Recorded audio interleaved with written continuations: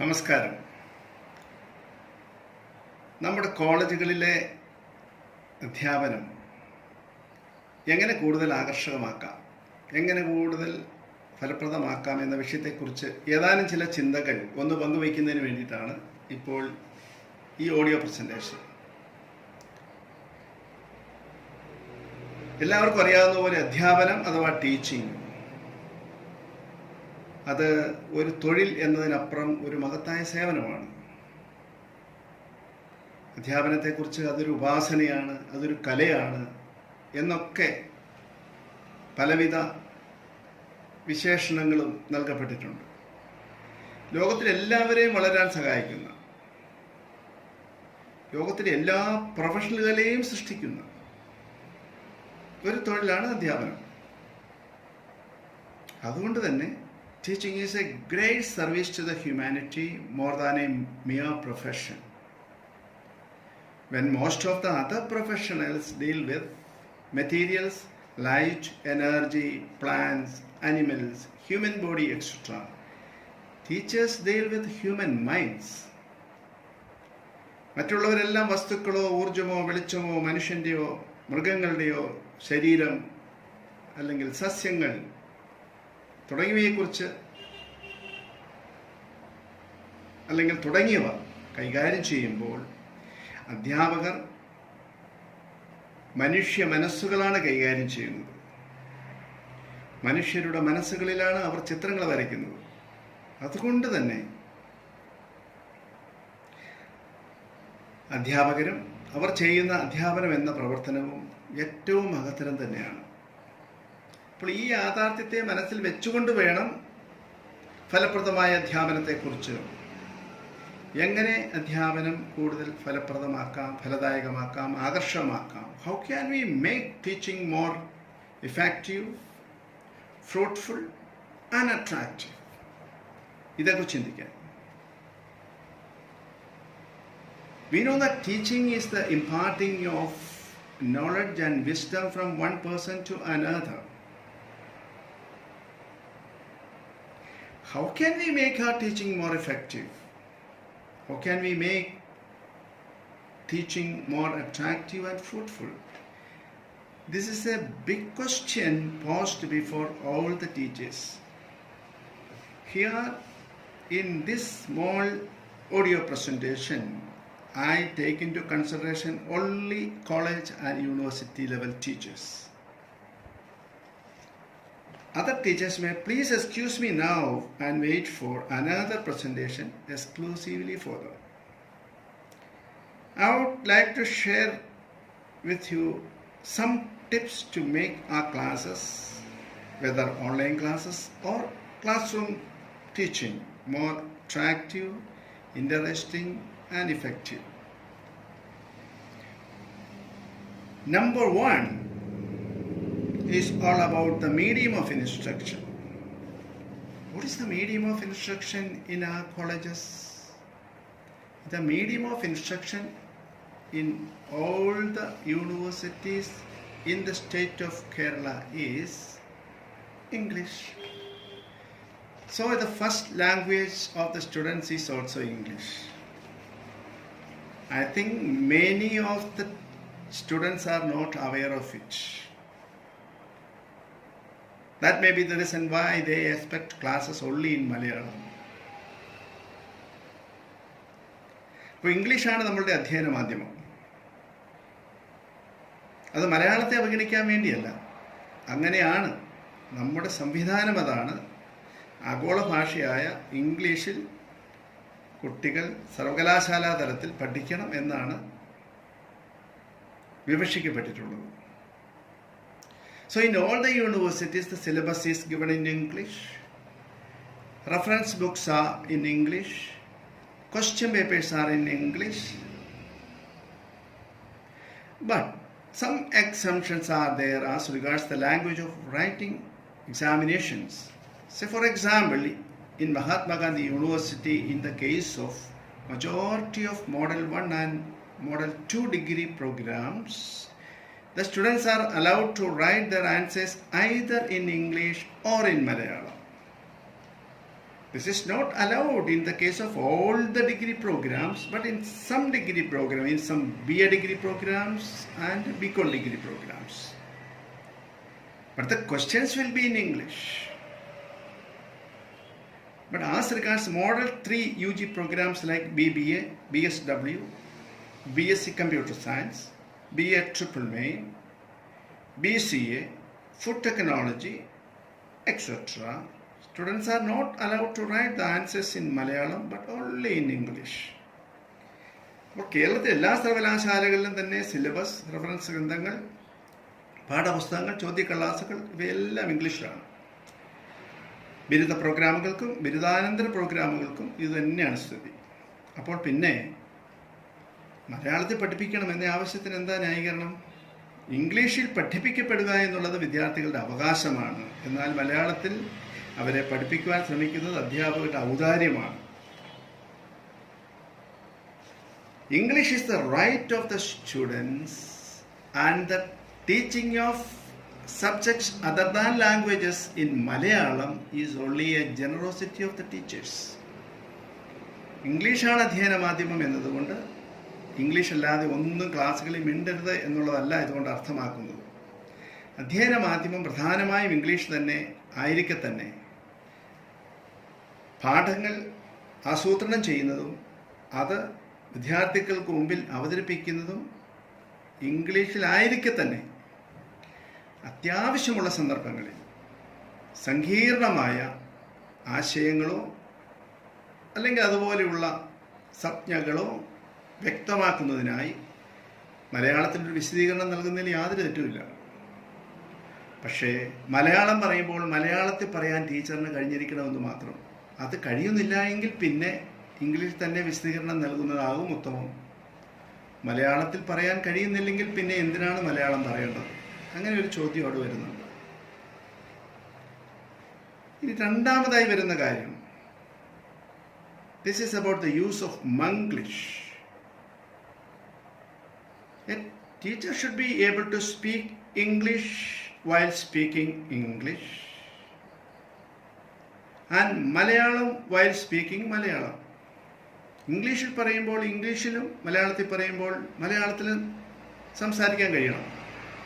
അതിന് പകരമുള്ള മംഗ്ലീഷ് തീർത്തും അരോചകവും അത് തീർച്ചയായിട്ടും ഒഴിവാക്കേണ്ടതുമാണ്. സംസാരിക്കുന്ന ഭാഷകളെ അവഹേളിക്കുന്നതിന് തുല്യവുമാണ്. ഇതിൽ ഇംഗ്ലീഷാണെങ്കിലും മലയാളമാണെങ്കിലും പൂർണ്ണമായിട്ട് ആശയങ്ങളെ ആവിഷ്കരിക്കുവാനുള്ള ശേഷിയുള്ള, വാക്കുകളുള്ള, പദസമ്പത്തുള്ള ഭാഷകളാണിതെല്ലാം. പിന്നെ എന്തിനാണ് ഇത് ഇടകലർത്തുന്നത്? ഉദാഹരണത്തിന് ബാങ്കിങ് പഠിപ്പിക്കുന്ന ഒരു ലെക്ചറർ അല്ലെങ്കിൽ പ്രൊഫസർ ഇങ്ങനെ പഠിപ്പിക്കുന്നു എന്ന് കരുതുക. ഒരു പക്ഷേ നമ്മൾ പലരും ഇങ്ങനെയൊക്കെയുള്ള പഠിപ്പിക്കലുകൾ കേട്ടിട്ടുണ്ട്. കൊമേഴ്ഷ്യൽ ബാങ്കുകളെ കുറിച്ചാണ് ക്ലാസ്. കൊമേഴ്ഷ്യൽ ബാങ്ക് എന്ന് വെച്ചാൽ ഷോർട്ട് ടൈം ക്രെഡിറ്റ്സ് ഡീൽ ചെയ്യുന്ന മോണിറ്ററി ഇൻസ്റ്റിറ്റ്യൂഷനാണ്. അത് കസ്റ്റമേഴ്സിൽ നിന്നും ഡിപ്പോസിറ്റ് അക്സെപ്റ്റ് ചെയ്യുകയും നീഡിയായ ആളുകൾക്ക് ലോണുകളും അഡ്വാൻസുകളും ലെൻഡ് ചെയ്യുകയും ചെയ്യുന്നു. ഒന്ന് ആലോചിച്ച് നോക്കൂ. ഇപ്പറഞ്ഞ കാര്യത്തെ എന്തുകൊണ്ട് മുഴുവനായി ഇംഗ്ലീഷിൽ പറയുന്നില്ല? അല്ലെങ്കിൽ അത് മലയാളത്തിൽ പറയാനാണ് ആഗ്രഹിക്കുന്നതെങ്കിൽ എന്തുകൊണ്ട് അത് പൂർണ്ണമായി മലയാളത്തിൽ പറയുന്നില്ല? Commercial banks are money market institutions which deal with short-term credits. They accept deposits from the people and lend loans and advances to the needy. ഇതിനുശേഷം അതിനെ നമുക്കൊന്ന് മലയാളത്തിൽ വിശദീകരിക്കണമെന്ന് തോന്നിയാൽ, ഹ്രസ്വകാല വായ്പകൾ കൈകാര്യം ചെയ്യുന്ന പണക്കമ്പോളത്തിലെ ധനകാര്യ സ്ഥാപനങ്ങളാണ് വാണിജ്യ ബാങ്കുകൾ. വാണിജ്യ ബാങ്കുകൾ ആളിൽ നിന്നും വിവിധ തരത്തിലുള്ള നിക്ഷേപങ്ങൾ സ്വീകരിക്കുകയും ആവശ്യക്കാർക്ക് ഹ്രസ്വകാല വായ്പകൾ നൽകുകയും ചെയ്യുന്നു. ഇപ്പം ഹ്രസ്വകാല വായ്പ എന്ന് പറഞ്ഞാൽ 1 വർഷത്തിൽ കുറവുള്ള അല്ലെങ്കിൽ 1 വർഷത്തിൽ താഴെ കാലാവധിയുള്ള വായ്പകളാണ്. അത് മലയാളത്തിൽ പറയാൻ എന്താണ് ബുദ്ധിമുട്ട്? മണി മാർക്കറ്റ് എന്നുള്ളതിനാണ് പണക്കമ്പോളം എന്ന് പറയുന്നത്. പണക്കമ്പോളം എന്ന് പറയുന്ന ഹ്രസ്വകാല വായ്പകൾ കൈകാര്യം ചെയ്യുന്ന ധനകാര്യ സ്ഥാപനങ്ങളാണ്. അങ്ങനെയുള്ള അങ്ങനെ അനേകം ധനകാര്യ സ്ഥാപനങ്ങൾ പണക്കമ്പോളത്തിലുണ്ട്. അതിലെ ഏറ്റവും പ്രധാനപ്പെട്ട ധനകാര്യ സ്ഥാപനമാണ് വാണിജ്യ ബാങ്കുകൾ. അവർ പലതരത്തിലുള്ള നിക്ഷേപങ്ങൾ സ്വീകരിക്കുന്നു, പലതരത്തിലുള്ള വായ്പകൾ അവർ നൽകുന്നു. അത് ഏതൊക്കെയാണ് ഓരോന്നും അക്കമിട്ട് നിരത്തി പറയാവുന്നേ ഉള്ളൂ. അത് ഇംഗ്ലീഷിൽ പറഞ്ഞാൽ മനസ്സിലാവില്ല എന്നെന്തിനാണ് കരുതേണ്ടത്? ഇംഗ്ലീഷിൽ പറയാം. ഇനി മലയാളത്തിൽ പറയുന്നുവെങ്കിൽ അതെല്ലാം മലയാളത്തിൽ തന്നെ പറയുക. അതുകൊണ്ട് ക്ലാസ്സുകൾ ആകർഷകമാണെങ്കിൽ ഒരു സമയത്ത് ഒരു ഭാഷയിൽ പറയാൻ കഴിയണം, Manglish ഒഴിവാകണം. Thirdly, I would like to tell you about the linguistic skills required for the teachers. Teachers must be aware of the common errors and mistakes while they speak a language, especially English, and they must be able to overcome or avoid such small or big, silly or grave mistakes. I shall point out certain common mistakes while we speak English. Some teachers begin their classes like this: yesterday we discussed about Companies Act. Now we are going to discuss about etc. This is a very common error. Here we should know that the verb discuss doesn't take any preposition. Yesterday we discussed Companies Act. Now we are going to discuss the Companies Act. Now we are going to discuss the importance of statistics. This is enough. No need of using the preposition about along with the word discuss. Another very common error in our communication is the wrong use of present perfect tense. If you say, yesterday we have studied repo rate and reverse repo rate, the sentence is wrong. The sentence is wrong means grammatically wrong, because a time factor is added in this sentence in present perfect tense. Yesterday we studied repo rate. അങ്ങനെ പറഞ്ഞാൽ മതി. We have studied repo rate എന്നൊന്നും പറയാൻ ആഗ്രഹിക്കുന്നില്ലെങ്കിൽ we have studied repo rate, അല്ലെങ്കിൽ we have already learned the bank rate policy. We have learned the bank rate policy last week എന്ന് പറഞ്ഞു പോയെങ്കിൽ തെറ്റി. ഇതൊക്കെ സാധാരണ കാണുന്ന ചില എല്ലാവരും ആവർത്തിക്കുന്ന ചില തെറ്റുകളായതുകൊണ്ട് ആണ് ഇക്കാര്യങ്ങൾ ഞാൻ ചൂണ്ടിക്കാണിക്കുന്നത്. അപ്പം ഇംഗ്ലീഷിന് ആവശ്യത്തിനുള്ള ഭാഷാസ്വാധീനം ഉണ്ട് എന്ന് അവകാശപ്പെടുന്നവരിൽ പലരും ഈ സൂചിപ്പിച്ച തെറ്റുകൾ നിരന്തരം ആവർത്തിക്കുന്നതായി കാണാറുണ്ട്. ഒന്ന് ശ്രമിച്ചു കഴിഞ്ഞാൽ ഇവയൊക്കെ നമുക്ക് തിരുത്താവുന്നതേ ഉള്ളൂ. നാലാമത്തെ കാര്യം, അനാവശ്യമായ ചില പദപ്രയോഗങ്ങളുമായിട്ട് ബന്ധപ്പെട്ടതാണ്. നമ്മൾ സംസാരിക്കുമ്പോൾ ഒരാവശ്യവുമില്ലാതെ സംസാരിക്കുന്നുണ്ട്. Especially when we speak English, we can see that some people often use certain words like okay, right, yeah, follow, I see, I mean, do you know, etc. etc. എന്താണ് ഇതിൻ്റെ ആവശ്യം? ഇതൊക്കെ പറഞ്ഞാലേ ഇംഗ്ലീഷ് ആകൂ എന്ന് ധരിച്ചുകൊണ്ടായിരിക്കണം ചിലർ ഇതൊക്കെ ഉപയോഗിക്കുന്നത്. ഒരാവശ്യവുമില്ല. ഓക്കെ എന്ന് പറഞ്ഞു കഴിഞ്ഞ് കഴിഞ്ഞാൽ ശരി എന്നാണ്. എന്തിനാണ് ഓരോ വാക്കുകൾ കഴിയുമ്പോൾ ശരി ശരി ശരി ശരി എന്ന് പറഞ്ഞു പോകുന്നത്? എന്നാൽ നമ്മുടെ സംസാരത്തെ അല്ലെങ്കിൽ ക്ലാസ്സുകളെ വളരെ അരോചകവും അനാകർഷവുമാക്കുന്നതാണ് ഇത്തരത്തിലുള്ള മാനറിസംസ് എന്ന് വേണമെങ്കിൽ പറയാം, അനാവശ്യമായ വാക്കുകളുടെ ഉപയോഗം. ഈ അർത്ഥമില്ലാത്ത വാക്കുകൾ, you can call them as unnecessary mannerisms.